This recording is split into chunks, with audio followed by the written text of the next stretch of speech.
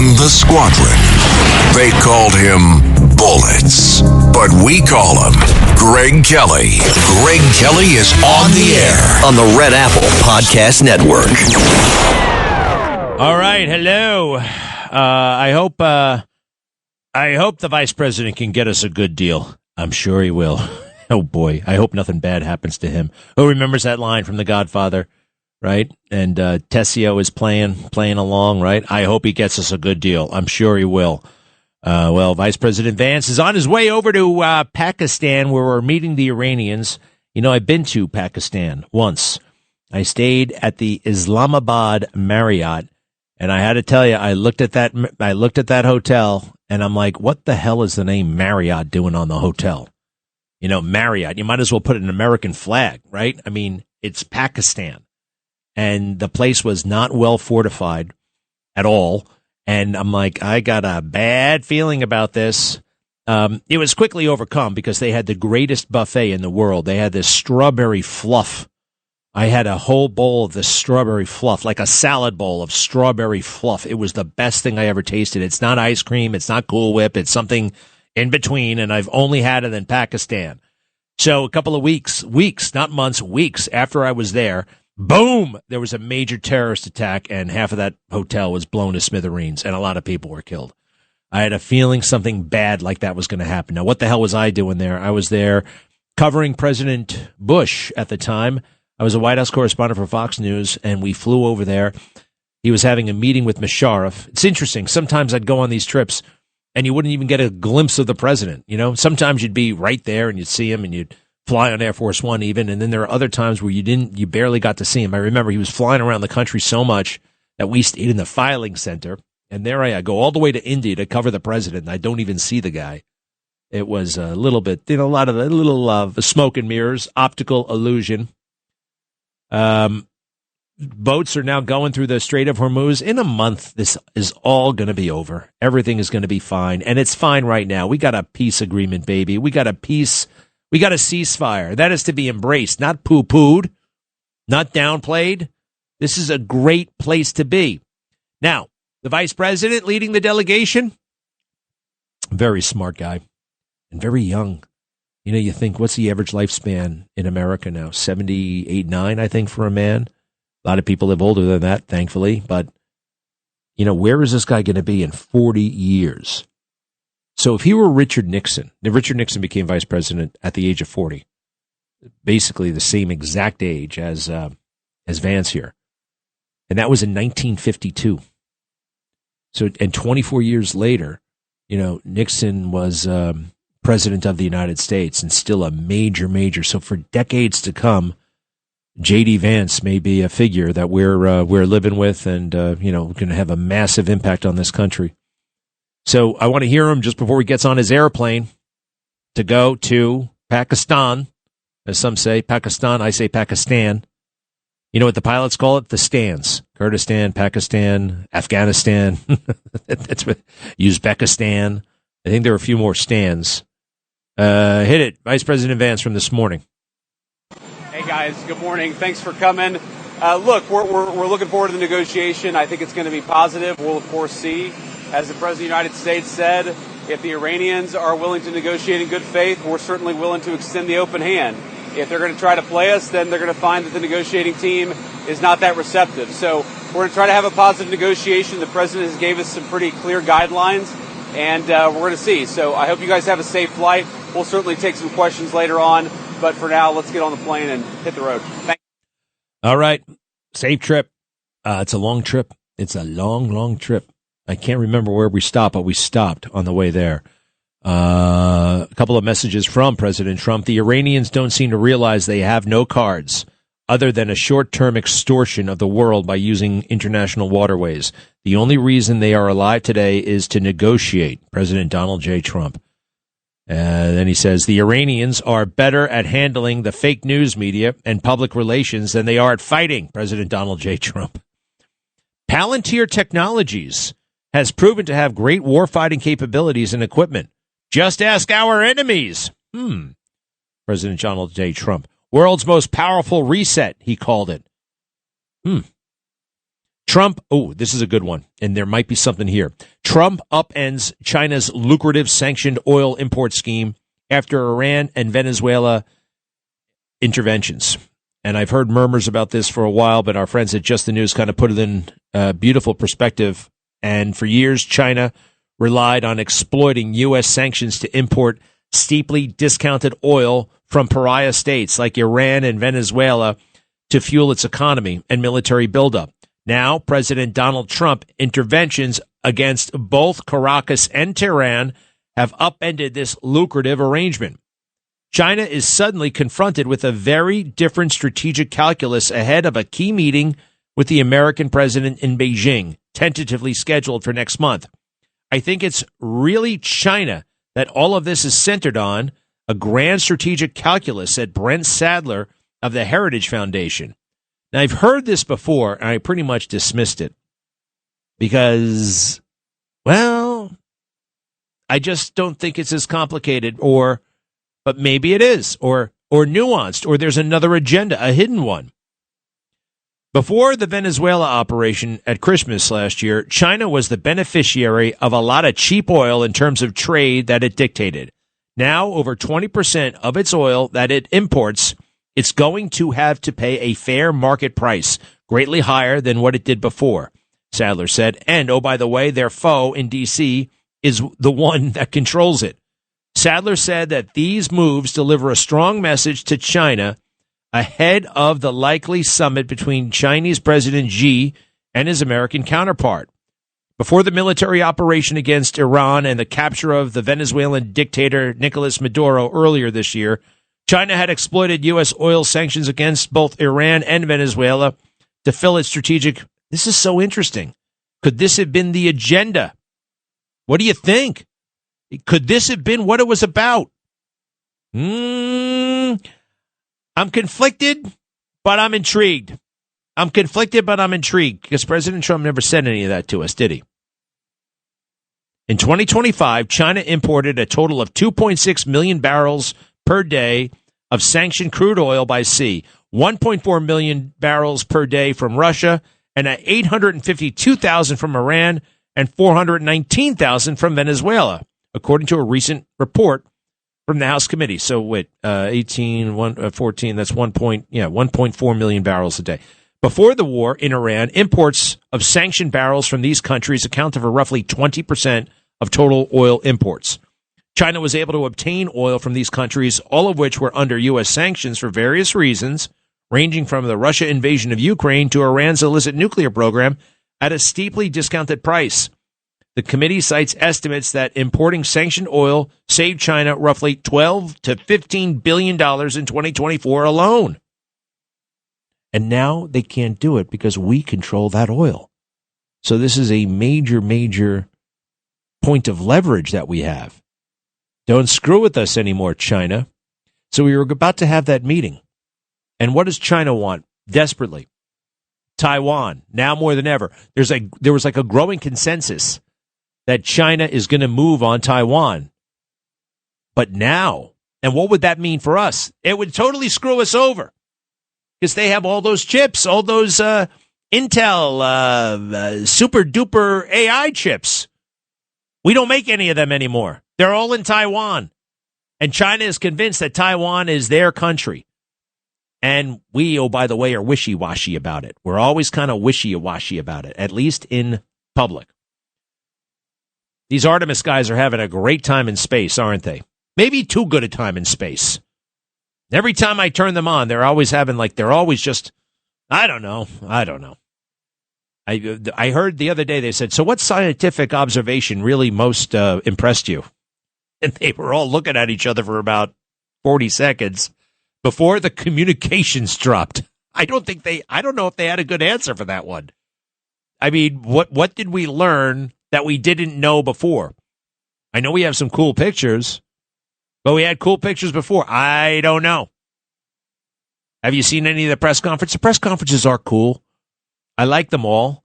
I like that they're having fun. There's nothing wrong with that. But at the same time, it's just highlighting to me they're coming down in a space capsule, just like they had in Apollo 11 54 years ago.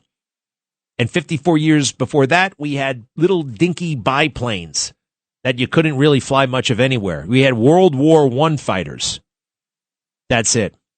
Joe Biden really was the worst president and the worst man. Really a terrible guy. The way he let people in this country, what was that all about? What would be the possible motivation?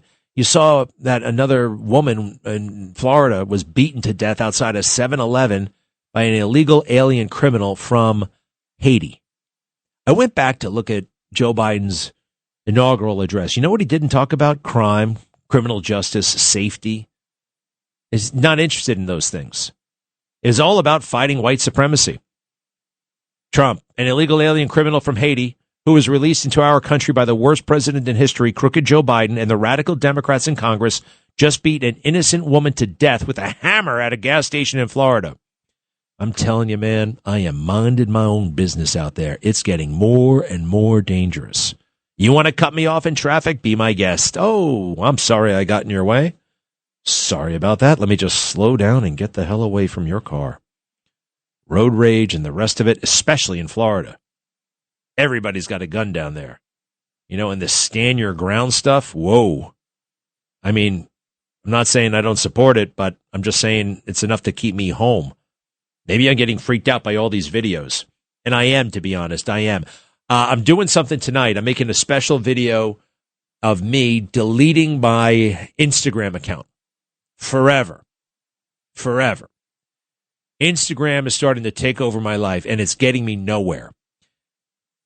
Today I watched a video of some guy in Denmark who has made a beautiful model aircraft carrier, and you know what he's trying to do? He's trying to recreate with models the movie The Final Countdown, which came out in 1980 featuring Martin Sheen. And I'm like, I've seen the movie, and I spend 45 minutes watching him try to recreate the movie with models. And it's totally cool, but it's not getting me anywhere. It's not giving me any more insight other than, like, this is fun and cool. This guy's really good at making models. I saw various crimes all over the place, people arguing with each other, guys doing magic tricks, people putting masks on dogs, and the dogs scare the cats, and the cats scare the dogs. I saw a whole montage of cats falling in bathtubs. This is all fascinating stuff. It is. Have you ever seen a cat fall in a bathtub? My God. It's like a human being falls into lava. I mean, they just freak out. And the things they can do. Oh, I didn't know this. People keep owls as pets. Owls as pets, and you can pet them, and they giggle, and they say things to you, and it's just, and then they have a lot of people playing pranks on kangaroos in Australia, and that's funny. They set up these little Halloween things, and the Halloween has a little something. They put a little scent in it, and the kangaroo comes very close, and at the right time, like the witch model, the scarecrow will make a sound. And it freaks the kangaroo out. But half the time, the kangaroo knocks it down with its great big feet. It's fascinating to watch, but don't we have other things to do? This stuff is addictive, and it's serving almost no purpose, next to no purpose. So I'm deleting it. I am taking my life back, and it has to be done. I feel like it's taking over. And if you look on the street, and if you look at people at dinner, if you look at people on the train, they're on their phone more than they're off the phone. We spend most of our day, he checks his email 19 times a day. No, he checks reality 19 times a day. He may look up from his phone 19 times a day. But that's the minority. That's the exception. People are on their phone more than they're off it. Digital dominance immersion. And it's very, very dangerous. And we got a lot of work to do. And don't be technology, whatever. Look at that dinky spaceship that's coming back tonight. It's the same damn thing we had 54 years ago.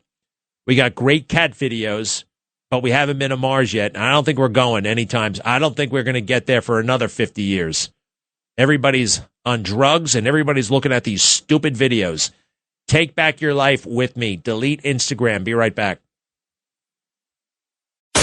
Greg Kelly on the Red Apple Podcast Network. Some of the most underqualified, worst people in the world.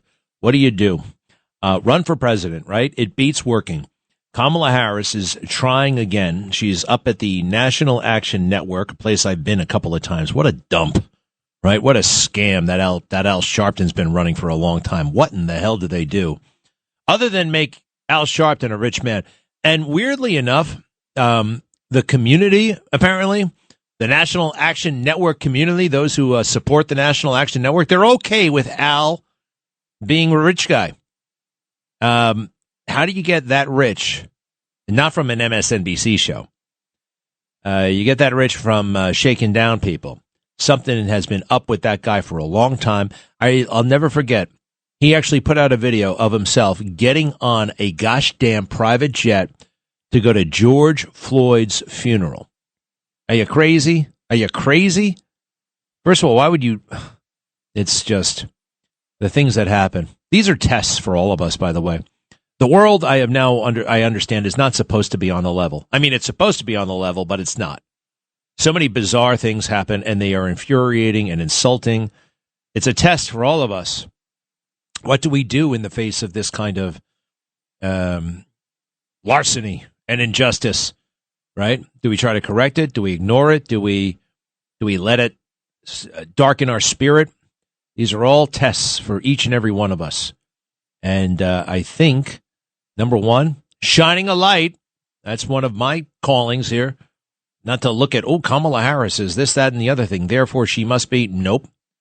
She is an idiot. It's okay to say she's an idiot. I'll prove it to you. She's an idiot. Miss Harris. Your openness to talk to the American people, as I said in introducing you, you and I go back over a quarter century. Yes. And if there's anyone that has had open communication, is you and I. Mm-hmm. So are you going to run again in 28? So, okay, I tried to be subtle, but I just figured I'd go right at it. That's as subtle as Reverend Al Sharpton could ever be. We love you for many things, but not being subtle. Listen, I might. I'm thinking about it.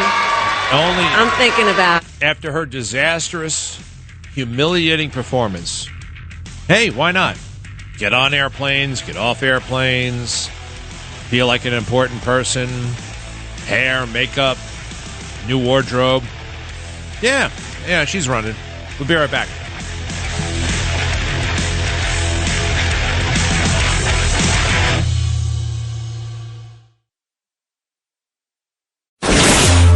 Greg Kelly, entertaining and informative on the Red Apple Podcast Network. Okay, what is the number here? 800-848-9222. 800-848-9222. What do we have? What do we have in America right now? A lot of buyer's remorse. These Democrat governors, especially Spamberger. You've seen about her situation? She is the most hated person in America, it seems like. She is floundering down there. I can't believe she won. Strangest woman. That's become the strangest state. People who live up there at around the Beltway, my gosh, they've exploded in numbers. These deep state employees, they're everywhere, and they're running the state. It used to be very red statey, right? Especially when you get to the southwest of the state, that old part by Tennessee and the rest. They have gone solid blue. This Admiral Cooper from CENTCOM, Central Command, I find him very suspicious. There's something very, very wrong with this guy. Very strange. Central Command, you're supposed to be like Norman Schwarzkopf. Norman Schwarzkopf. Remember him? And those big briefings, and we were all spellbound, and we listened to every word, and this guy puts out little videos on remote control. Little blurbs for social media, and he doesn't like to say too much. Every couple of weeks he appears, and I'm talking about the Admiral. He should be household name famous. You never see him. Cut 8, Admiral Brad Cooper. Or Brad Cooper, commander of U.S. Central Command, less than 6 weeks ago, more than 50,000 of America's sons and daughters in uniform launched Operation Epic Fury and embarked on a mission of profound consequence. We set out to dismantle the Iranian regime's ability to project power beyond its own borders, and we clearly accomplished this task. Well, that's nice. That is good. But why can't we ask you any questions? Where are you, by the way? No indication. He's in a black room. Some people tell me it's on a ship. That's not on a ship. I'm telling you, that's not on a ship. Maybe he's in Qatar. Maybe, I don't know where the hell he is, but he's not on a ship. Next cut from the Admiral. Very mysterious. Cut 9. Suffered a generational military defeat. The United States and Israel systematically destroyed Iran's ability to conduct large-scale military operations for years to come. Iran's conventional military capability, built over 40 years at the cost of billions of dollars, has been eliminated. As the president expressed earlier this week, our core strategic military objectives have been achieved after destroying Iran's missile, drone, and naval capabilities and their defensive industrial base. That's true. That is true. So have we won this thing? Have we won it? I think so. After successfully conducting more than 13,000 strikes on Iranian military targets and flying thousands upon thousands of combat flights, U.S. forces have paused offensive operations in accordance with the ongoing ceasefire. However, we remain present. We remain vigilant, and we remain ready if called. We also continue to stand shoulder to shoulder with our regional partners in maintaining the most sophisticated and largest active air defense umbrella in the world. At the beginning of this campaign, I sent a letter to the force expressing my expectations, and our extraordinary warfighters exceeded each and every one of them. Well, I believe that's all true. I'd like to have a bit more give and take with these guys. Sometimes when they kind of hole up in private, I wonder what's really going on. Hegseth and Kane don't come out to speak all that often. And this guy, barely heard from him. This war's been going on for 6 weeks. We've had, on average, a weekly briefing. We get a briefing from the White House almost every day. Mamdani talks to the press 3 times a week. We got a lot more involved, a lot more invested in this. It's okay. Now, granted, you got to deal with the fake news. I understand that. So John Kerry, I, John Kerry, am reporting for duty. One of the saddest creatures in American history. Kind of pulled a Jane Fonda, just going over to Vietnam and coming back and bad-mouthing the troops. Not as egregious as what Jane Fonda did, but kind of close. Because he turned on the men and women in uniform. He exploited them so he could say that dopey phrase one day. I am John Kerry and I am reporting for duty. Do me a favor. This is John Kerry talking to Noah Rothman, who's now a big guy over at National Review. And John Kerry is, he's never been challenged, really. He doesn't mix it up. And this Noah Rothman knows his stuff. Are you ready for this? It's pretty good. All right, go ahead. He wanted us to strike. He came to President Obama. He made a presentation to ask to strike. President Obama refused. President Biden refused. President Bush refused. The only president who has agreed to this, obviously, is President Trump. He's right that the Israelis did approach American administrations subsequently one after the other and said the Iran threat is metastasizing, and they did nothing about it. In fact, they restrained Israel to the degree that we had October 7th, and October 7th, Israel said, I'm not going to be restrained anymore. Likewise, we had Iran develop a ballistic missile program that was prohibitive and a uranium enrichment program that had gotten to 60% uranium. So yeah, all of that did happen over the course of several administrations that did nothing about it. And Secretary Kerry is saying, well, that was the correct course. It got us to here. It succeeded. The successive events got us to the point. The part that you're missing is that there was the Obama deal in the middle there. There was a deal that happened. So Obama signed a deal which Trump ripped up that limited their uranium enrichment, that said no nuclear weapons, that allowed international inspectors to ensure their compliance. It would have expired in 2025. Can you actually just let me speak for like 1 frickin' second, bro? Thank you so much. There was a deal, and Trump came in and said, I can get a better deal, and he ripped it up. and he didn't get a better deal. And then he went into that country at the request of another country's leader, and he spent $50 billion and killed thousands of civilians and at least 13 American soldiers, and hundreds of American soldiers are injured. We've heard our bases, we've heard our radar.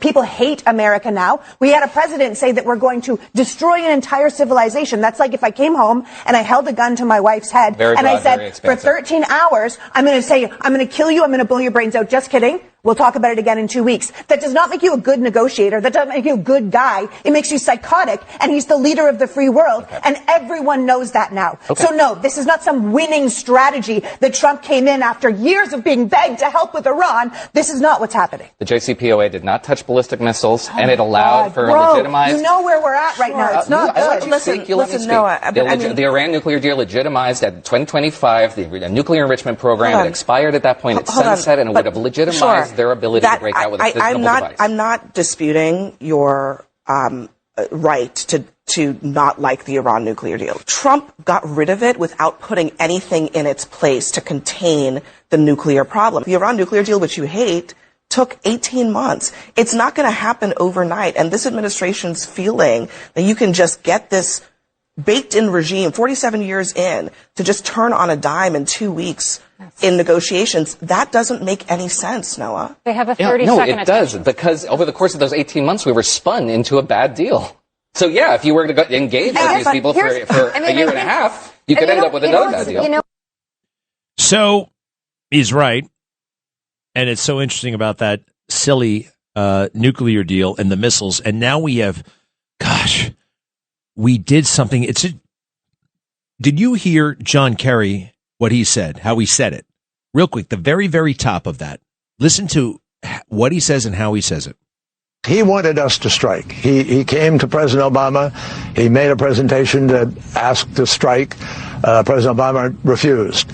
President Biden refused. President Bush refused. The only president who has agreed to this, obviously, is President Trump. Stop. All right. That's John Kerry, everybody. And now we have Megyn. This is Megyn Kelly. Cut 12, please. Cut 12. What led him to sit there and buy what that guy was selling hook, line, and sinker when every other president was able to see through that liar? What was it? Because he was told the next day by our own top advisors, from the chairman of the Joint Chiefs to the Secretary of State to the vice president, that these are lies and that these objectives are not going to be attainable. So it's just fascinating to me to listen to Megyn Kelly repeat what the New York Times and what John Forbes Kerry are saying and believing. These are talking points, right? Our power, our prestige have not been diminished by this action. They have been exponentially increased because of what we did. You know, peace through strength. Every now and then you have to demonstrate that you're willing to actually display the strength part. Ever since Iraq, so many people are gun shy. That horrible war that both parties bore responsibility for, Republicans and Democrats, that they kind of said, well, we can never, they're always stupid and wrong and behind. Everybody supported Democrats did not support the Gulf War in 1991, and they paid a price big time politically for it. The few that did, like Al Gore, benefited enormously. The next year, Bill Clinton made him vice president because he voted for the war. So in 2002, the smart money was, all right, we got to support this war. We got to support it. We got to sign off on it. Hillary, Schumer, they all did it. They all signed off on it. And then that war went south, right? And that became a major burden. It's one of the many reasons why Hillary Clinton wasn't elected in 2008. It's one of the many reasons why Donald Trump was elected in 2016. Now the smart money, right? You got to oppose war, oppose the war, oppose war. It's another terrible legacy. Right? I remember thinking that that's what's going to happen. This war is so bad that people will just, the next war. I actually wanted to run for Congress for this very reason. I was thinking that the next war, I could actually vote for it or vote against it. I knew I could be a leader on it. I know I would do the right thing, not what the hell the party wanted. So I like Megyn a lot, but I am surprised to hear so many podcasters reading the New York Times and believing it and running with it. And just because the New York Times did a story doesn't mean it's right. I mean, my gosh, did they ever do a story on Joe Biden's brain? We're going to believe this? Yes, what is it, Andrew? Is he there? Greg, what's going on, Greg? Hello. Just want to say one of the reasons Melania Trump's not liked that much, and I am impressed with her overall, but because Trump, if he was not a billionaire and a powerful man, look, he became president. She never would have married him, and everybody knows it, so it's like a giant elephant in the room. No. You're so nasty and so silly. You're so silly to say something like that. What do you think attracts a woman to a man more than anything else? Physical, and also for her, like financial and. How do you? Wait, for her. Have you ever met her? Well, have you ever met her? No, have you ever had a conversation with her? Here you are saying all these things about what motivates Melania. For her, it was financial. You have any idea how rich her parents are? You have any idea? You know that about their financial status? No. You know nothing about that.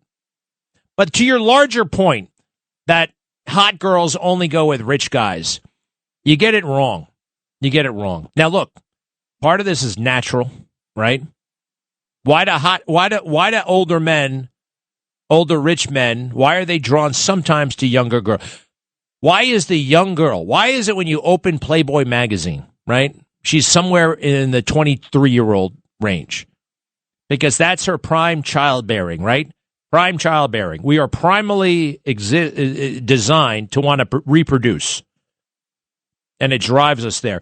Now, women, I believe, have a primal instinct, right, to take care of their children. And who's going to take care of their children the most, the best, right? In the olden days, the good hunters, the gatherers, the big, strong guys, right? Now, smart guys, people with resources. It's not as crude as you just summarized. There is something like a man who can provide for a family. It comes from that. It's not impure. You want a man who will protect you. And also, you know a way to convey that if you're a man? By being confident. If you're confident, and a lot of rich guys are confident because they have the money, that makes them confident, but it's the confidence that they're drawn to, actually. And the confidence that, yeah, they will be able to provide for a family, for my children. They'll be able to protect me. I just don't like you're saying the way you say it, like, oh, he would never.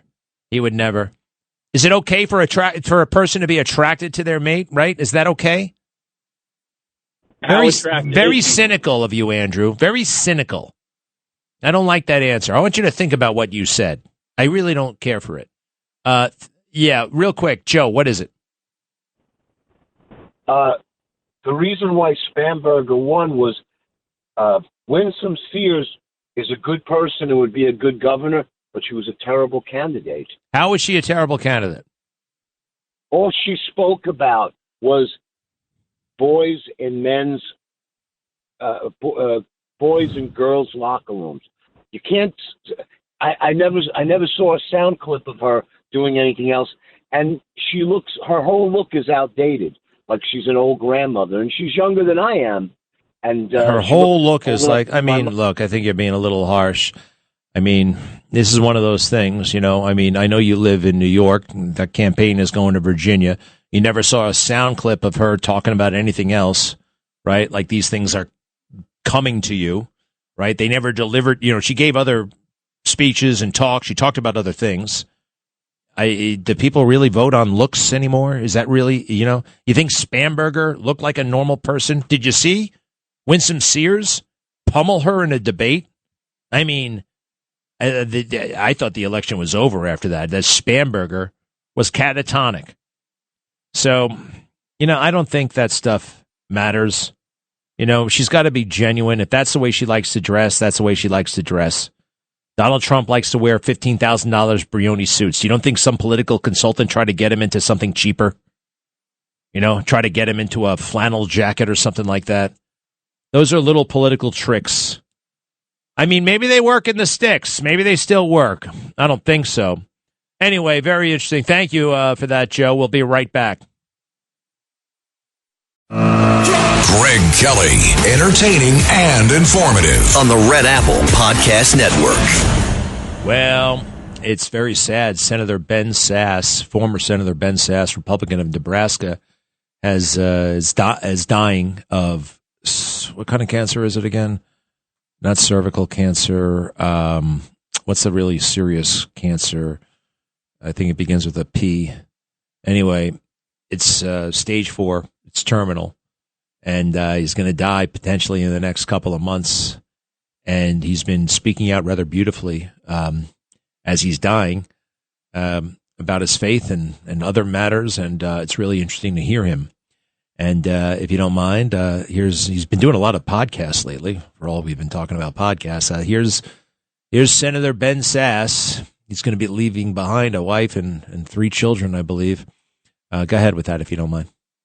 I was incredibly blessed to be quickly at peace. I kept hearing the Pauline phrase, to live is Christ, to die is gain. And death is terrible. We should never sugarcoat it. It is not how things are meant to be. But it is great that death can be called the final enemy. It's an enemy, but it's a final enemy, and there will then be no more tears. I believe in the resurrection, and I believe in a restoration of this world. And so I did not feel great fear about my death. I didn't want the pain I was going through. I didn't want to be a pansy ass, in the final moments. You're doing okay right now with that. I am doing so far. Oh, thank you. But I did immediately feel regrets about a lot of misprioritization. You jokingly referred earlier to my podcast, which takes its line from Monty Python, Not Dead Yet. We're all on the clock, and I wanted to have prioritized better. And whether I really only had 3 or 4 months left, or if I get 9 to 12 months left, I want to prioritize better from then. But in my tradition, in Christianity, the need for daily repentance is just a truth. I am broken. I leave undone those things which I ought to have done, and I do those things which I have not done. Morphine. And there is no health in us. And I get to repent every day of both my sins of omission and commission. And yet, at a slightly bigger level, if you're only going to get 3 or 4 months, you really want to get some of your affairs in order. And my boy was only 14, and I felt a heaviness. I knew that God wasn't surprised by the diagnosis. There is not a maverick molecule in the universe, but I didn't like the idea of my 14-year-old son not having a dad around at 16. Yeah. I didn't like the idea of my daughters, who are 22 and 24, not having their dad there to walk them down the aisle. And I felt a real heaviness about that. But I've continued to feel a peace about the fact that death is something that we should hate. We should call it a wicked thief. And yet it's pretty good that you pass through the vale of tears one time, and then there will be no more tears. Amazing. Ben Sasse. Wow. Thank you, sir. Thanks for listening to The Greg Kelly Show. You can hear The Greg Kelly Show weekdays at 12:15 on 77 WABC. If you like the podcast, share it with your friends and listen anytime at WABCRadio.com and download the WABC Radio app. Hit that subscribe button on all major podcast platforms. Plus, follow WABC on social on Instagram, TikTok, Facebook, and X. See you next time for a new episode, so you never have to wonder, what the heck is going on here?